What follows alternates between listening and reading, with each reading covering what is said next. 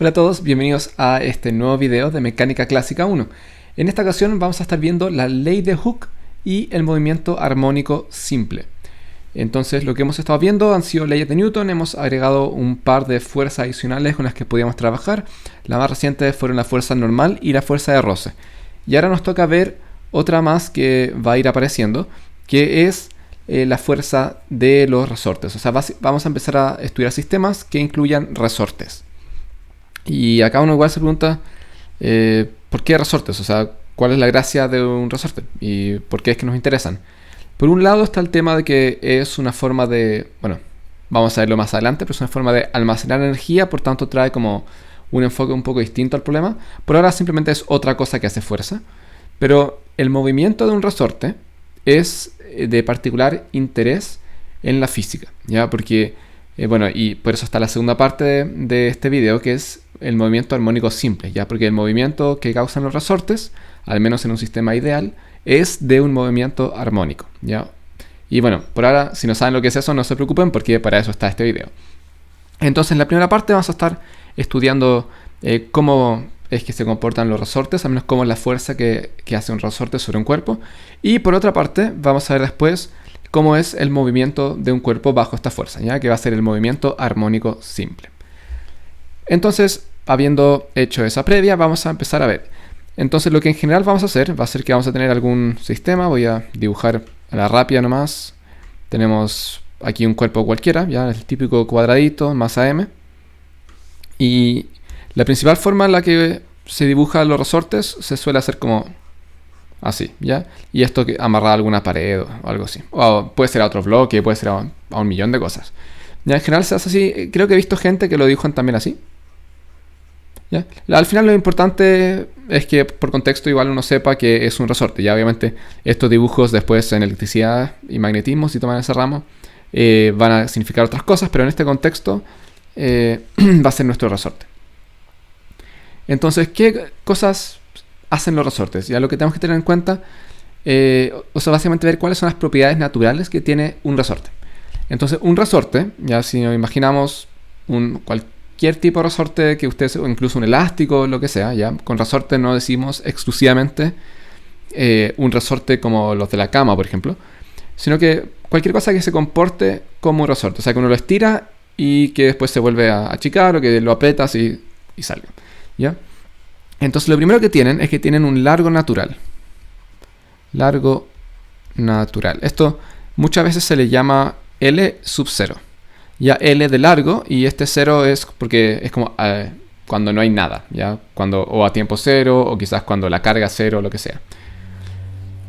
Y este largo natural es básicamente si nosotros tenemos un resorte y no le hacemos nada, ¿ya? Así es que no lo estamos ni estirando ni apretando. Nada. Ese sería el largo natural.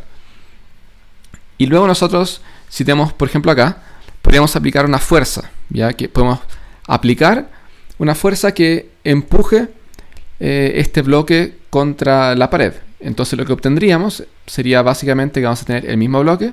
Bueno, a ver, ahí sí lo veo. Pero el resorte va a estar más apretado. Ya va a estar... espero que no haya ningún problema visualizando eso, ¿no?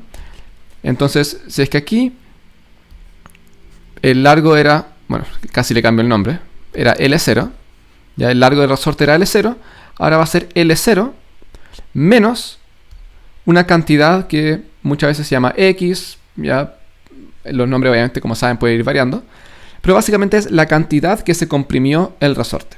Ya si es que lo comprimí 1 centímetro y el largo natural eran 5 centímetros, ahora el largo total van a ser 4 centímetros. ¿Ya? Entonces, esa es la base del resorte. Y obviamente yo también podría aplicar una fuerza que... bueno, en realidad en el otro dibujo es donde es. Yo también podría aplicar una fuerza que aleje el resorte. O sea, como que estire el resorte, ¿ya? Y lo que igual es importante que sepan, y que como digo, ojalá que ya tengan la intuición, es que nosotros estamos empujando esto contra la pared y dejamos de aplicar la fuerza. Entonces lo que va a ocurrir, ya como por lo que observamos, es que esto va a volver a su estado natural. Ya, o sea, el resorte va a volver a saltar. Y lo mismo en el caso contrario, si lo estamos estirando y lo soltamos, entonces el resorte va a volver a donde estaba antes, ¿ya? Entonces eso es lo primero que hay que tener en cuenta.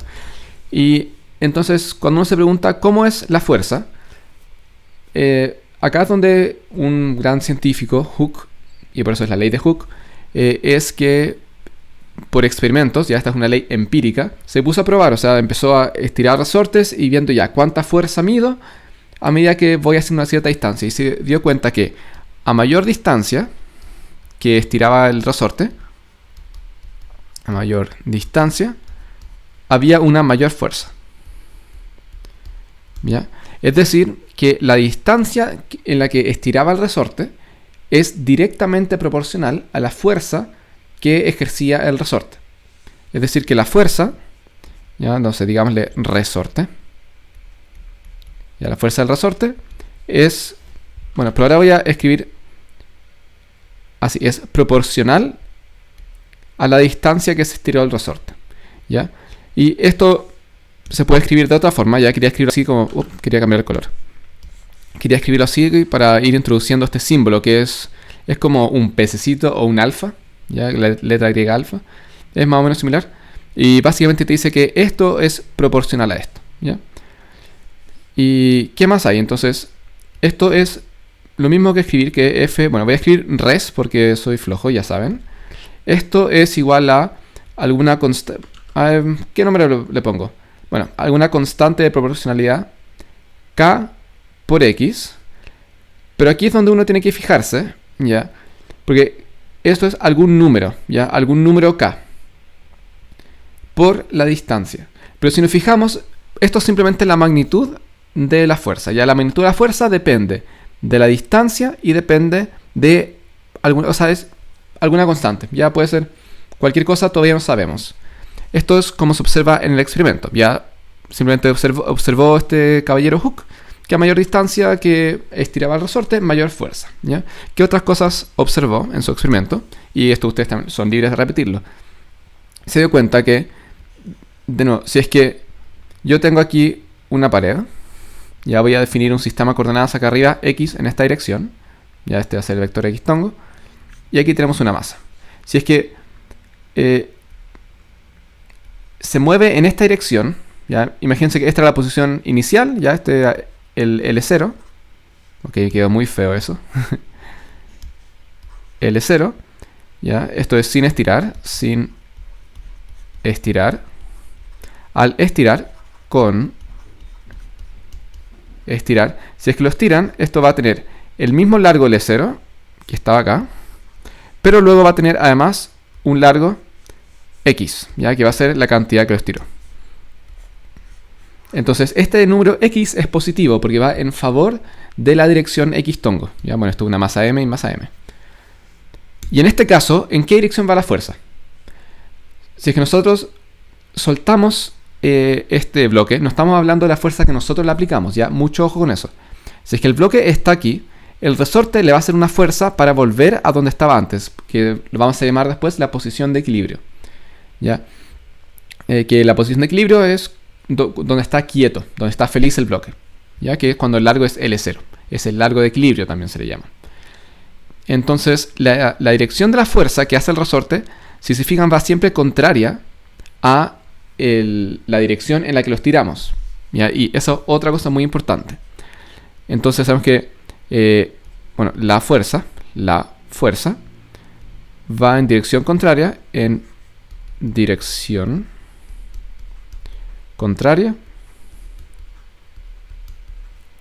a x, ¿ya? ¿Y qué significa eso en términos matemáticos? Significa que la fuerza va a ser menos k veces x. Antes encontramos solamente el módulo, ¿ya? Y esta es la ley de Hooke. Y esta fórmula tienen que saberla, o si no la pueden derivar, porque como vieron, acá igual lo hicimos como un poco más lento, pero es cosa de pensar nomás cómo funciona el resorte. O sea, si los tiro para un lado, la fuerza va a tener que ir para el otro, entonces ahí se acuerdan del signo menos, que de hecho es típico error que uno se olvide eso.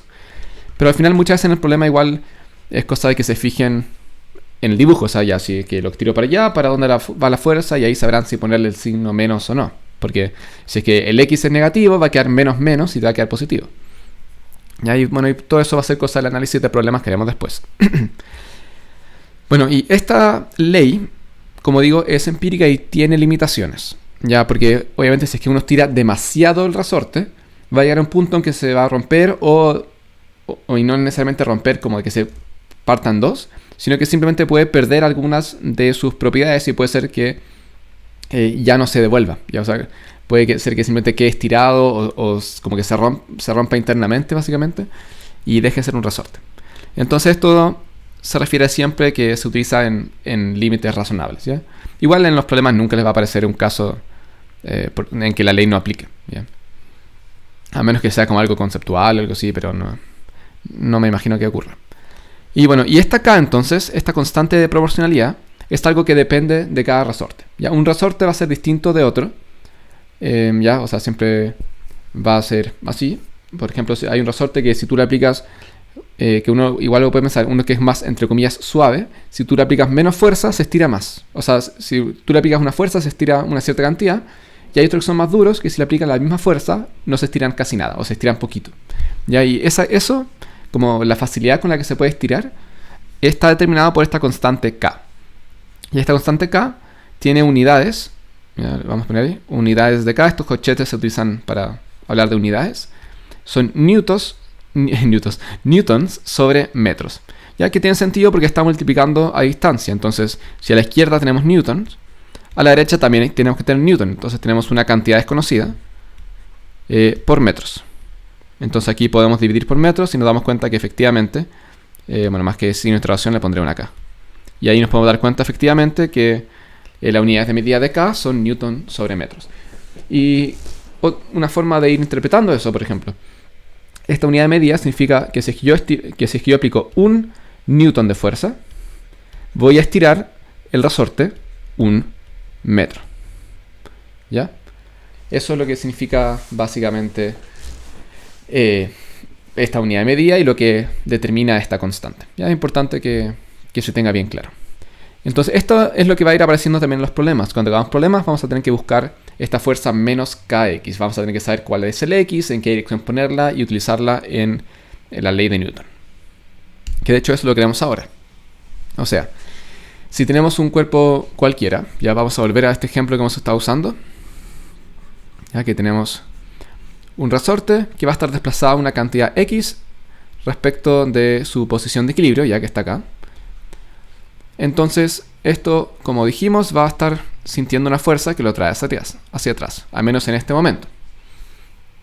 Entonces, ahora hagámosle a esto el diagrama de cuerpo libre. Y básicamente aplicar leyes de Newton. Como este es bien simple, solamente nos fijamos que va a tener, actuando sobre él, la fuerza del resorte. Entonces, la masa de este bloque, por su aceleración, que es x dos puntos, esto tiene que ser igual a las fuerzas que actúan sobre él, a todas las fuerzas. Pero en este caso hay una única fuerza, que es la del resorte.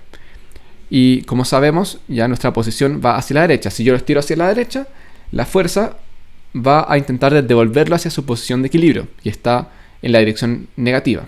O sea, sí, tiene que ir a la dirección negativa para volver al punto de equilibrio. Y ahí por eso va a ir un menos kx. Y ahí, esto ahora lo vamos a reescribir de la siguiente forma. mx dos puntos, perdón, no igual, más kx es igual 0. Y ahora voy a dividir por m. Y me queda x dos puntos más k sobre m por x. Esto es igual 0. Esta es una ecuación muy importante. Esta es la ecuación de un oscilador armónico simple. ¿Ya? Y acá lo que uno suele hacer es, bueno, y lo voy a definir de inmediato, vamos a hacer un cambio de nombre. ¿Ya? Porque fíjense en lo que va a pasar en este movimiento. ¿Ya? Nosotros lo estiramos. Entonces, desde aquí lo movemos hacia allá. Luego lo soltamos. ¿Ya? ¿Y qué va a hacer? Asumiendo que no haya roce. Ya aquí asumimos que no hay fuerzas disipativas. ¿Ya? Solamente está la fuerza del resorte, no hay fuerza de roce. Por tanto, esto va a seguir moviéndose infinito. Entonces, ¿qué pasa? Lo soltamos y el bloque se va a devolver hacia su posición de equilibrio, pero va a llegar con una cierta velocidad, va a estar con una aceleración, va a estar aplicando una fuerza sobre el resorte y por tanto va a, entre comillas, pasar de largo y va a quedar al otro lado de su posición de equilibrio. Y va a llegar hasta un momento máximo en que va a apretar el resorte por la misma distancia en la que estaba estirado antes. Y luego de eso, ya que va a estar en su máximo, o en su mínimo quizás, depende del nombre, como uno le diga. Después de eso, va a quedar quieto y va a acelerar de nuevo en la dirección en la que ya estaba. Entonces, si se fijan, y que igual esto tiene sentido, o sea, si es que uno piensa, no sé si se acuerdan de esas cajitas que uno como que le da cuerda y salta, como que en verdad es como de los monitos animados, en verdad. Yo nunca vi una en la vida real, pero que le das cuerda y como que salta una cabeza de payaso que está como en un resorte, que es como para asustar a la gente, supongo. Y ahí la cabeza se queda poink, poink y como que se mueve un poco para todas partes mientras el resorte oscila, ya que uno dice oscilar ese movimiento. Y esto es lo mismo, o sea, va para un lado, va para el otro, va para un lado, va para el otro, va para un lado, va para el otro, ¿ya? Y así va para un lado constantemente, va oscilando, oscilando, oscilando. Y por eso es que a esto también se le dice el oscilador armónico. Ya, bueno, es muy importante, espero haberlo podido explicar bien, pero me interesa que sepan que esto va a estar oscilando constantemente. Ya, o sea, y de hecho acá uno puede hacer un gráfico de esta situación, y de hecho es muy importante que lo hagamos y que sepan hacerlo, ¿ya? Me hubiera gustado haber usado negro para eso, pero bueno. Si tenemos la posición, y ahí con la posición nos referimos obviamente a la posición esta respecto del punto del equilibrio, ¿no? Entonces, esto va a ser la posición en el eje Y. Bueno, aquí llamarlo eje Y quizás puede ser un poco confuso, pero en el eje vertical y en el horizontal vamos a tener el tiempo. En el tiempo inicial vamos a estar en la amplitud máxima, ¿ya? Que, bueno, va a depender de cuánto se estire, ¿ya? O sea, uno va a depender del problema, ya que uno en general lo llama como A o algo así. Ya, alguna amplitud máxima. Y después de eso, va a estar yendo hacia su punto de equilibrio. El punto de equilibrio, recordemos que está aquí, cuando el X es 0, ya cuando no está estirado. Entonces, va a ir de a poquito, yendo hacia el punto de equilibrio cada vez más rápido, hasta que en un cierto punto lo va a cruzar con su velocidad máxima, porque una vez que lo cruza, ya la fuerza ya al comienzo estaba a su favor, ya la velocidad iba en una dirección y la fuerza en la misma, por tanto ya acelera todo bien. Pero luego cruza el punto de equilibrio y la fuerza va nuevamente a oponerse, porque ahora estamos comprimiendo el resorte y el resorte dice no quiero recomprimirme, y empieza a empujarlo hacia el otro lado. Por tanto acá también va a empezar a frenar hasta que llegue a una amplitud máxima, pero en la otra dirección, ¿ya? Y esto va a ser menos A, ya son iguales, eso es muy importante. Y bueno, y luego se vuelve hacia el otro lado y vuelve a pasar por la posición de equilibrio y llega hasta el máximo nuevamente. Y luego va a pasar de nuevo por la posición de equilibrio y llega al máximo nuevamente. Y luego pasa de nuevo y llega al máximo, ¿ya? Y va así constantemente. Bueno, no me quedó muy simétrico, pero obviamente todas estas curvas son iguales porque no va perdiendo energía, ¿ya? Esta es la típica forma de un oscilador armónico. En este caso es que parte desde un cierto punto que va a ser el máximo del movimiento. Ya, si yo lo suelto de este punto, nunca va a poder llegar más arriba, ¿ya? O sea, esa es la fuerza que yo le di, nunca va a poder tener más.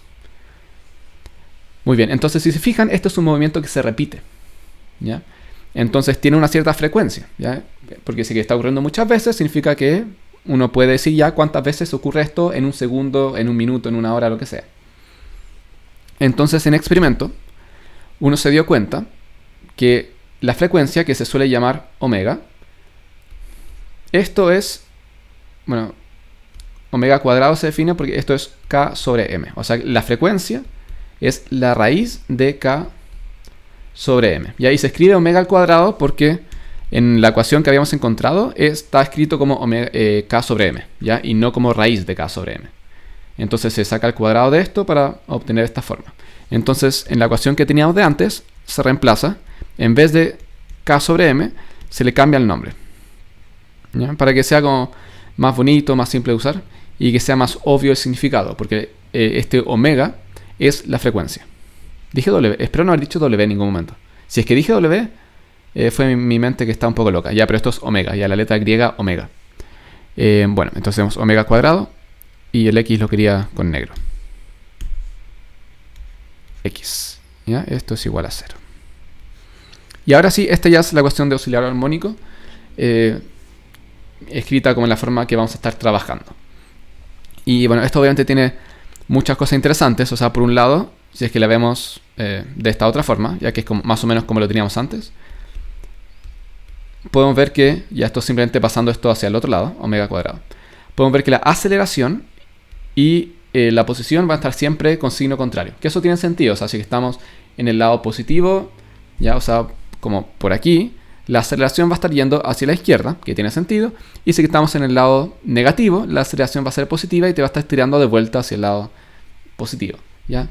Y eso obviamente tiene sentido porque este movimiento va a estar repitiéndose, ¿ya? Y tiene que ocurrir esto porque si es que fuesen para el mismo lado, entonces el resorte como que se estiraría y no pararía nunca.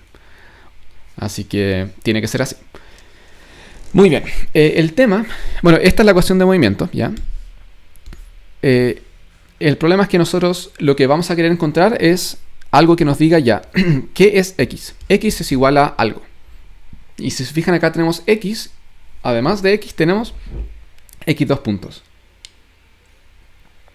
Esto se llama una ecuación diferencial. Y este es un punto algo incómodo en este curso, ya eso hay que admitirlo. Porque lo más probable, bueno, depende de qué trasfondo tengan ustedes, pero en general uno no ha tenido cursos de ecuaciones diferenciales a la altura de ver este ramo, ¿ya? Entonces, este igual es bastante simple y yo les voy a explicar cómo se hace.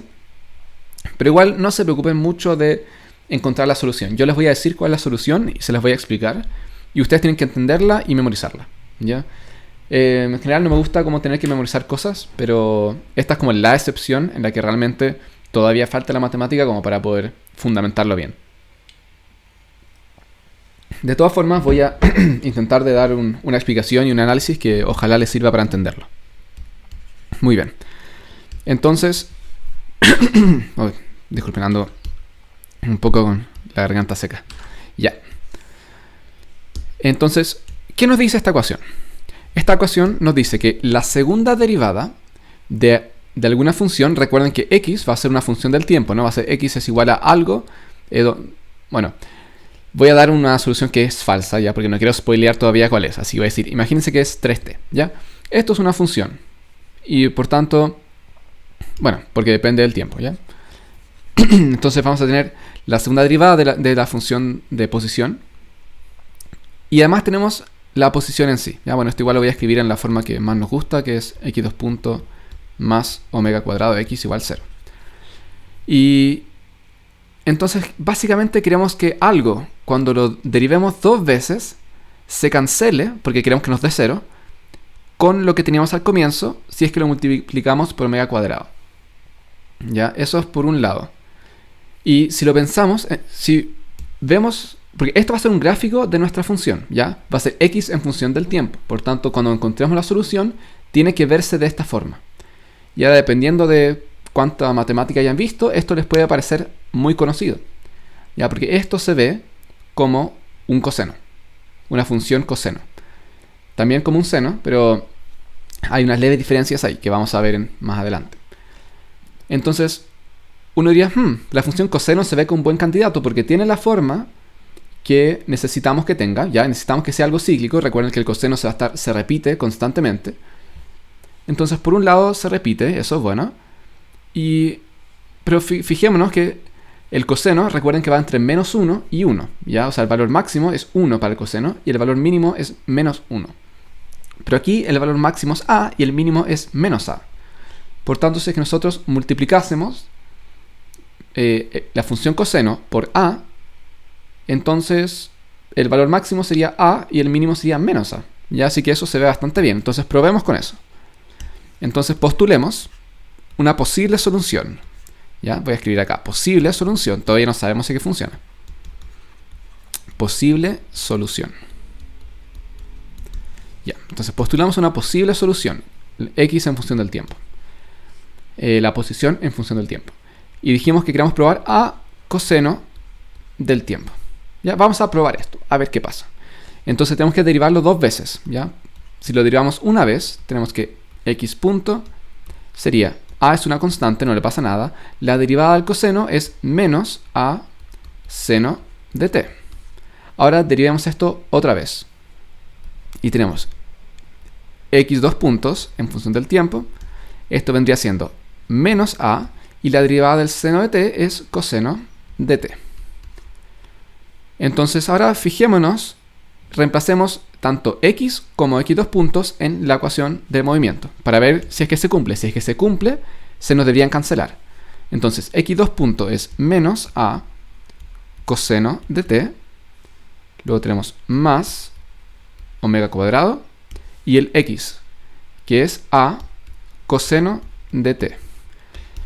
Pero si se fijan, esto solamente se cancelaría si es que tuviésemos un omega cuadrado multiplicando al x2 puntos. Pero no lo tenemos. Por tanto, esto no es 0. Y tenemos un problema. Entonces tenemos que encontrar alguna modificación que se le pueda hacer a esta función para que al derivarla dos veces terminemos con un omega cuadrado afuera. Entonces, fijémonos qué pasaría si es que en vez de coseno de t fuese coseno de omega por t. Ya el omega también dentro del coseno. Ups. Entonces, ¿qué pasaría ahí? Entonces, al derivarlo, ya voy a borrar esto un poquito.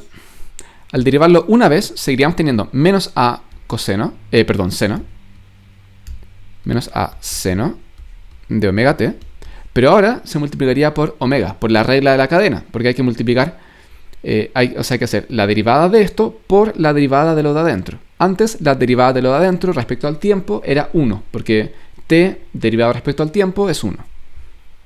Pero en este caso, tenemos omega t derivado respecto al tiempo. Y la derivada temporal de esto, como omega es constante, no le pasa nada, y t es la variable respecto a la cual estamos derivando, por tanto se hace 1 y nos queda solamente omega. Y si es que derivamos esto de nuevo, nos queda menos a omega, ya el omega que ya teníamos de antes, por coseno, que es la derivada del seno, de omega t, por la derivada de lo de adentro, que es omega. Entonces ahí nos quedaría menos a omega cuadrado coseno de omega t. Lo siento. Ya. Muy bien.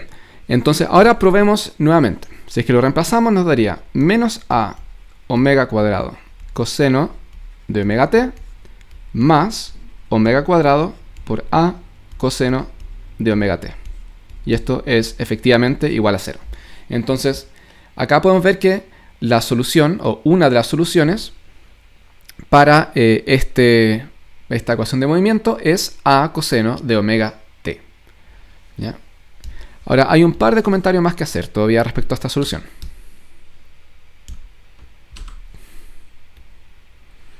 Ya.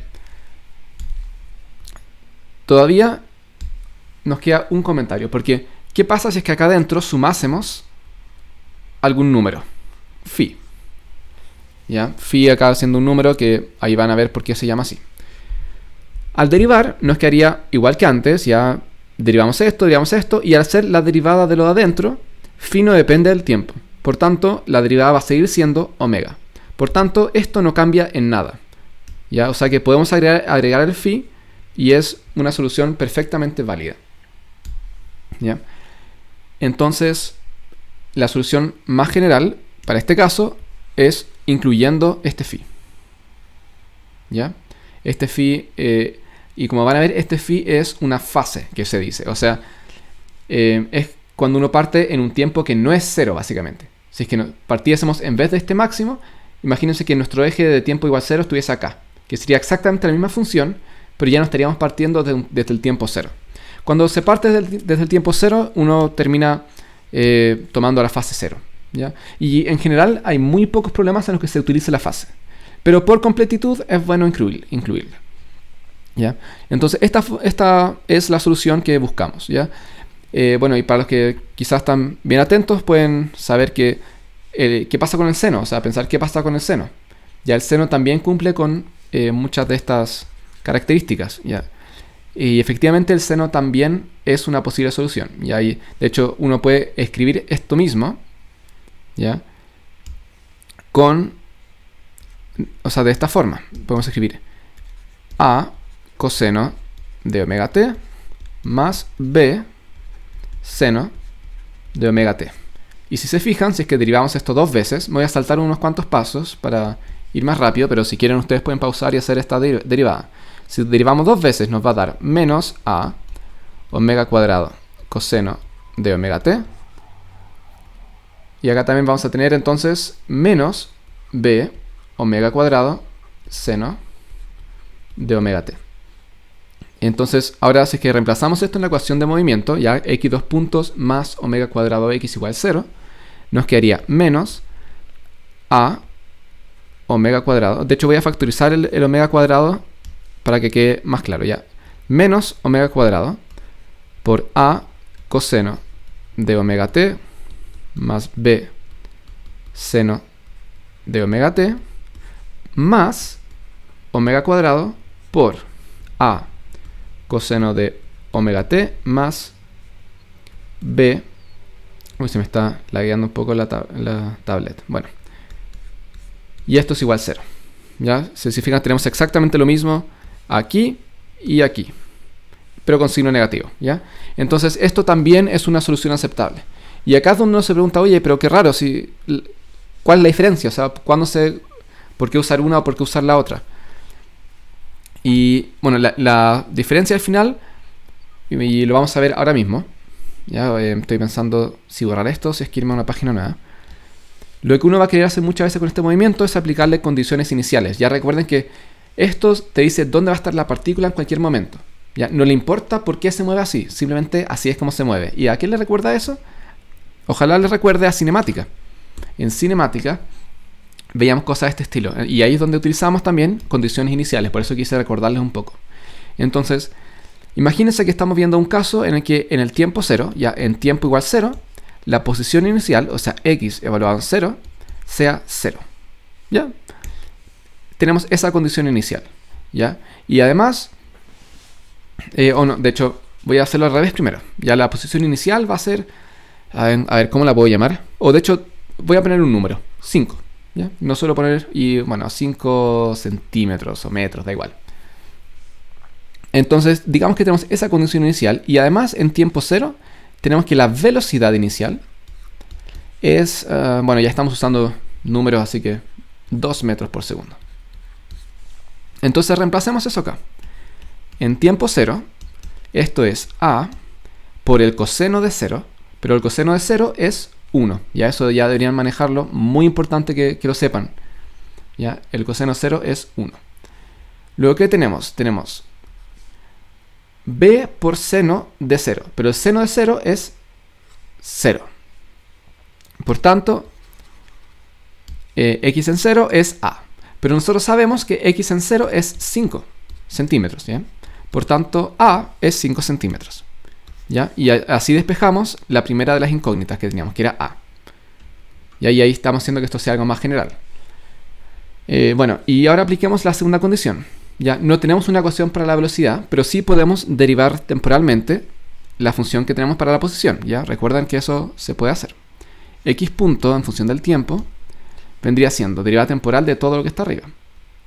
Menos a omega seno de omega t. Y aquí tenemos entonces más b omega coseno de omega t. Ya, a ya sabemos que es 5 en todo caso, así que supongo que puedo simplemente escribirlo como 5 y el menos va a seguir ahí. Muy bien. Entonces, ¿qué más tenemos? Tenemos en este caso... a ver. Uy, perdón. Ya. Entonces, en este caso, vamos a reemplazar, ¿ya? X punto en el tiempo 0. Dijimos que es 2 metros por segundo. Entonces, en tiempo 0, el seno va a ser 0. Y ahí esto se nos va. Y nos queda entonces que b omega por el coseno de 0, que es 1, tiene que ser igual a 2 metros por segundo. Ya, entonces aquí vamos a ver que b va a ser 2 dividido de la frecuencia. Y bueno, metros por segundo, pero eso después se va a terminar cancelando con el omega, que tiene 1 sobre segundo, y esto va a quedar como metros solamente, ¿ya? Eso sería entonces la forma de encontrar a y b. Y ahí con eso entonces uno podría encontrar la forma general, que habría que reemplazar que el a era 5 centímetros y el b va a ser, lo que sea esto. Ya la frecuencia depende del problema, en general te la dan o quizá la tienes que calcular. Pero la gracia con esto era básicamente que vean que cuando uno tiene la ecuación de movimiento, uno le aplica condiciones iniciales, ¿ya? Y en el caso particular, por ejemplo, en que parta con una velocidad... De hecho, fíjense en este caso, si es que la velocidad inicial haya sido 0, o sea que parte del reposo, Ya si que hubiese partido del reposo, en vez de esto, nos habría dado que b, en vez de ser igual a 2, tiene que ser igual a 0. ¿Ya? Y en ese caso nos habría dado que la posición en función del tiempo es a coseno de omega t, que es lo mismo que teníamos antes. Entonces, lo que habíamos visto antes, ¿ya? Esta función de acá, era el caso en el que uno parta de una cierta amplitud con velocidad 0. Ya que es lo que vimos ahí. Bueno, y como les digo, este es un tema que tiene muchísimo potencial. O sea, hay mucho que se puede hacer con el movimiento armónico. ¿Y por qué nos interesan los resortes? Nos llevan a movimiento armónico, y estudiar esto es muy importante. ¿Por qué? Porque aparece en todos lados. O sea, el movimiento armónico uno lo puede utilizar para modelar, por ejemplo, las vibraciones en moléculas.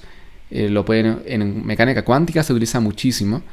O sea, entender el oscilador armónico cuántico es una de las primeras cosas que se hacen, y es muy profundo, te permite entender mucho mejor todo lo que es cuántica. De hecho, es una de las bases para también entender las teorías que vienen después de eso. O sea, lo que está la teoría cuántica de campos, por ejemplo, se basa muchísimo en el entendimiento de los osciladores armónicos cuánticos, ya que básicamente esto mismo, pero tirado para una versión cuántica. Entonces, por eso es muy importante manejar esos temas, ¿ya? Puede que sea un poco quizás raro encontrar esta ocasión. Espero que hayan podido al menos entender como la lógica de dónde viene. Y uno de hecho puede demostrar que son equivalentes, ¿ya? O sea, uno de hecho puede... lo voy a hacer rápidamente si quieren igual.